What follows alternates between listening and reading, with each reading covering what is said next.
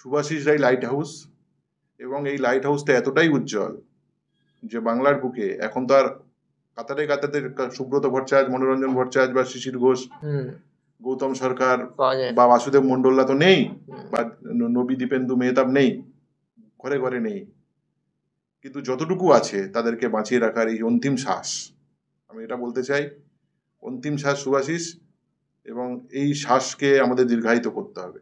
এই পুরস্কারটা দিয়ে এফএসডিএল এর ভুলটাকে সংশোধন করলো এক্সট্রা টাইম। নমস্কার দর্শক বন্ধুরা, এক্সট্রা টাইম বাংলায় আপনাদের সকলকে স্বাগত। আমি অরিত্র রয়েছি এবং আপনাদের সঙ্গে রয়েছে সাইফদা, এবং ফুটবল এক্সট্রায় আরও একটি আলোচনা নিয়ে আমরা চলে এসেছি। একটু ফ্ল্যাশব্যাকে যাই, কিছু মাস আগে এরকমই একটা টক শোয়ে আমি ছিলাম, সাইফদাও ছিল। সেখানে আমরা একটা শুধুমাত্র তখনও সেরকমভাবে কিছু হয়ে ওঠেনি, তখন আমরা একটা আওয়াজ তুলেছিলাম, একটা কপি, হ্যাঁ একেবারেই দফা এক দাবি এক, golden ball for Shubhashis Bose. এবং তারপর আইএসএল এগিয়েছে, শুভাশিস বোলের পাশে তার গোল সংখ্যা 6টি দাঁড়িয়েছে, এবং আইএসএল যেদিন ফাইনাল সেদিন দেখা গেল যে গোল্ডেন বল সেটাও জিতেছেন অবশ্যই আলাদিন আজারে, শুভাশিস বোস পাননি।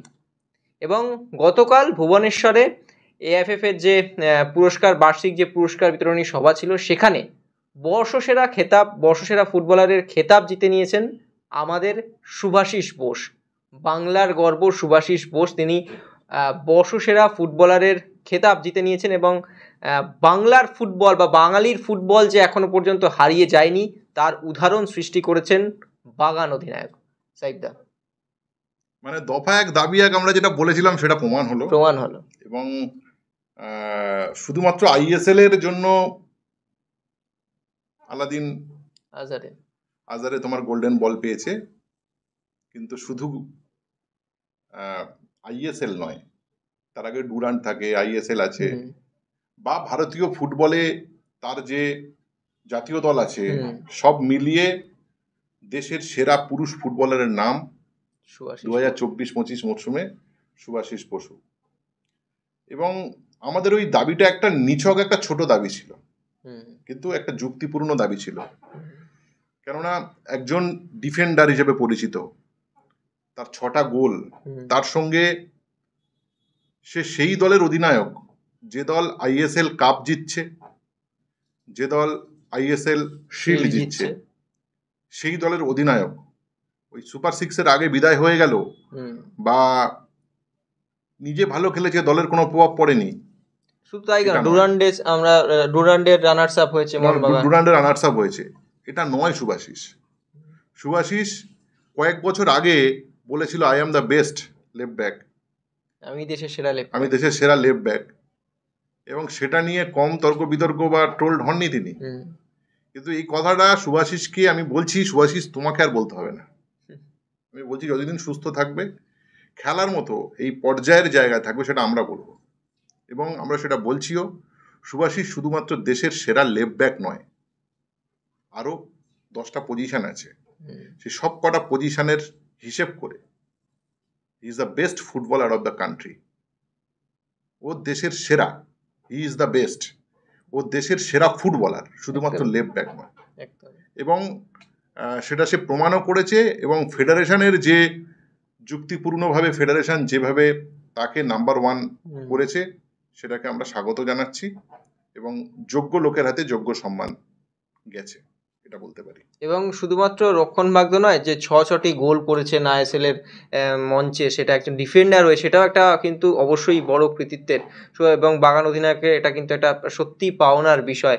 তো সাইফদা কি মনে হয় যে এরপর থেকে মানে এটা কি একটা উদাহরণ সৃষ্টি করলো বাংলার ফুটবলের? দেখো, অধিকাংশ সময় যেটা হয়, দুটো অ্যাসপেক্ট আছে। অধিকাংশ সময় যেটা হয় যে ফরওয়ার্ডরা সেরা হন, এবং খুব বায়াসড ভাবে সেইগুলো অনেক সময় নির্ধারণ হয়, রেজাল্ট আউট হয়।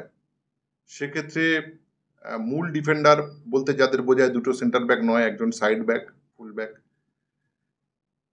তার এটা হওয়া মানে কিন্তু ফুটবলের একটা দিগন্ত খুলে যাওয়া, দেশের সেরা হওয়া, একটা দিগন্ত খুলে যাওয়া। এবং গত কয়েক বছর শুভাশিস যেভাবে নিজের খেলাকে ডেভেলপ করেছে, এটা প্রথম পয়েন্টের মধ্যেই আছে।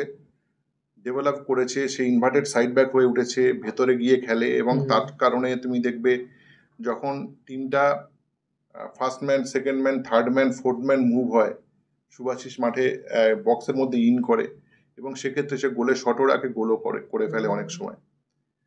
এবং এই যে একটা সামগ্রিক ফুটবলে একটা ফুলব্যাকের কি ভূমিকা হওয়া উচিত স্কোরিং পজিশনে, সেটা সুভাশিস একটা উদাহরণ হয়ে গেছে এবছরে।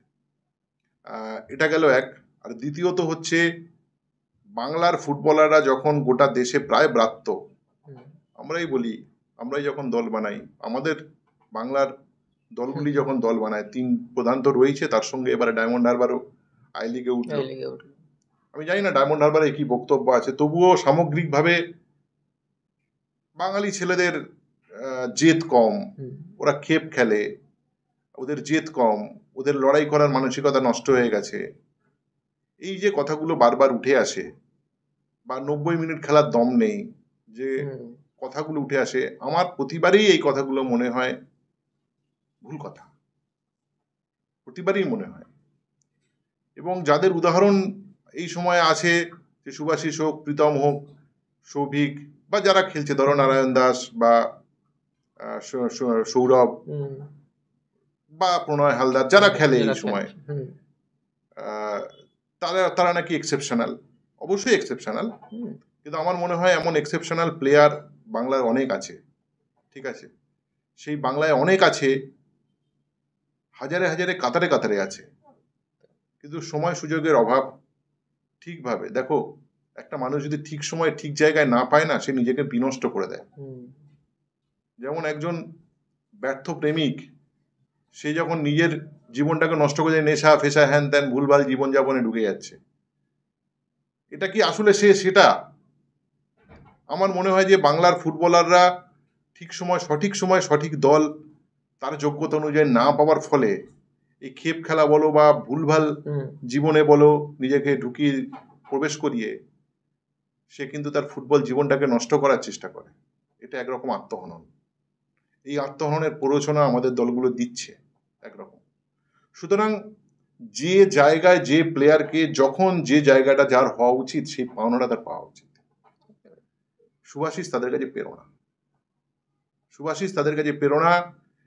যে ছেলেটা ডায়মন্ড হারবার থেকে, দক্ষিণ বারাসাত থেকে, ক্যানিং লাইন ধরে, বা বারুইপুর থেকে, বা বসিরহাট, বারাসাত, বা কল্যাণী, রানাঘাট, পায়রাডাঙ্গা, বা তোমার নদীর ওপারে তোমার চন্দননগর, ব্যান্ডেল, বা তোমার কাটোয়া লাইন, বর্ধমান হয়ে যারা, বা এদিকে যারা মেচেদা থেকে যারা আসছে আমাদের ময়দানে রোজ সকালে ভিড় করে লোকাল ট্রেনে, কেউ 5:58 ট্রেন ধরে আসে, কেউ তারও আগে 4:22 লোকাল ধরে আসে। নানান রকম ট্রেন আছে, নানান রকম প্র্যাকটিস শিডিউল আছে। 7টা থেকে একটা দলের প্র্যাকটিস শেষ হয়, তারা উঠতে 8:30 থেকে আরেকটা দলের প্র্যাকটিস শুরু হয়। কোনো দল আবার 10টা থেকে একই মাঠে একসঙ্গে 3টে প্র্যাকটিস হয়, ট্রায়াল শুরু হবে। কেন আসবে মাঠে তারা? মাঠে আসবে? সুভাশিস রায় লাইট হাউস, এবং এই লাইট হাউসটা এতটাই উজ্জ্বল যে বাংলার বুকে এখন তো আর কাতারে কাতারে সুব্রত ভট্টাচার্য, মনোরঞ্জন ভট্টাচার্য, বা শিশির ঘোষ, গৌতম সরকার, বা বাসুদেব মন্ডলরা তো নেই, বা নবী দীপেন্দু মেহতাব নেই, ঘরে ঘরে নেই। কিন্তু যতটুকু আছে তাদেরকে বাঁচিয়ে রাখার এই অন্তিম শ্বাস, আমি এটা বলতে চাই, অন্তিম শ্বাস সুভাশিস, এবং এই শ্বাসকে আমাদের দীর্ঘায়িত করতে হবে। এবং সুভাশিস প্রেরণা হয়ে গেল, দেশের সেরা ফুটবলার হয়ে প্রেরণা হয়ে গেল। এবং আইএসএল এ সেরা অবশ্যই পাওয়া উচিত ছিল। আইএসএল এর এটা ভুল সিদ্ধান্ত, এফএসডিএল এর ভুল সিদ্ধান্ত। আলাদিন আজের এই সর্বোচ্চ গোলদাতা, কিন্তু আইএসএল এর ফলাফল নির্ধারণ সে করেনি। সে জয়ী বা বিজিত কোনো দলের সদস্য নন। সেরার সঙ্গে কিন্তু সেরা তকমাটাও থাকা জরুরি। সেই জায়গাটায় কিন্তু আলাদিন আজের থেকে কয়েক হাজার গুণ এগিয়ে আছেন সুভাশিস বোস, তার সঙ্গে 6টা গোলও আছে। একজন ডিফেন্ডার, দেশের একজন নির্ভরযোগ্য ডিফেন্ডার। তাই আমি বলছি যে এই পুরস্কারটা দিয়ে FSDL এর ভুলটাকে সংশোধন করলো AIFF।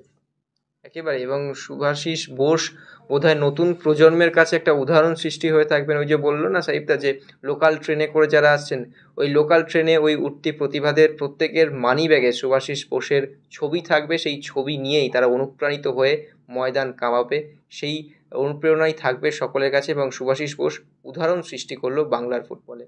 আপাতত ধন্যবাদ আপনাদের সবাইকে। দেখতে থাকুন এক্সট্রা টাইম বাংলা ইউটিউব এবং আমাদের ফেসবুক পেজটি অবশ্যই লাইক করবেন। ধন্যবাদ।